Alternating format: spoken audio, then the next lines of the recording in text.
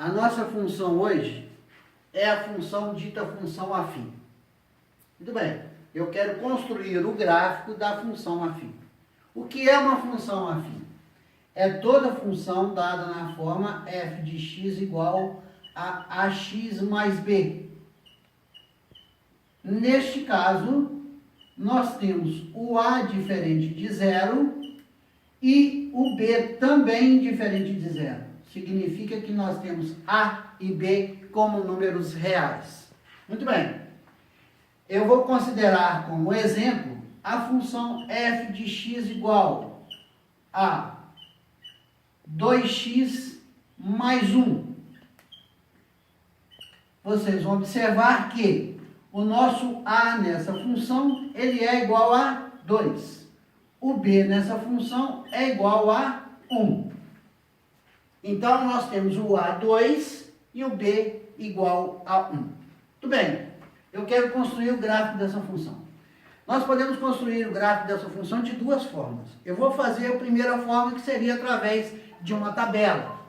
Eu vou considerar uma tabela, onde nessa tabela eu dou valores de x e determino valores de y. Esses valores, como eu já havia dito, são valores arbitrários.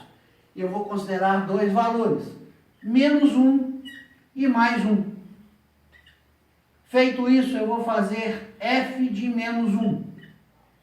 Então, fazendo f de menos 1, significa que o menos 1 vai ser substituído no lugar de x da nossa função. Então, nós temos lá 2 vezes menos 1 mais 1. 2 vezes menos 1 é menos 2. Menos 2 mais 1 é menos 1. Então, o x também, o y é menos 1. O x menos 1 e o y menos 1. Agora eu vou fazer o f de 1. Fazendo f de 1, nós temos 2 vezes 1 mais 1. E 2 vezes 1 é 2, mais 1 é 3. Então, quando o x é 1, o y é 3. Observe, então, que eu tenho dois pares ordenados. X menos 1 e y menos 1. X mais 1 e y3.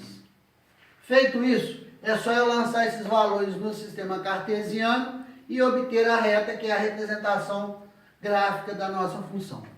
Então, eu tenho aqui o x mais 1 e o x menos 1.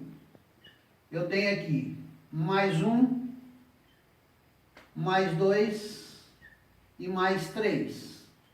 E o y menos 1. Bom, então vamos ligar os pontos. Quando o x é menos 1, o y também é menos 1. Então eu tenho aqui, ó. Está aqui o nosso ponto. Depois, quando o x é 1, o y é 3. x1 e y3. Está cá em cima. Então eu tenho esse ponto aqui. Então, nós temos o seguinte, ligando os pontos, nós teremos a nossa reta. Nossa reta está aqui.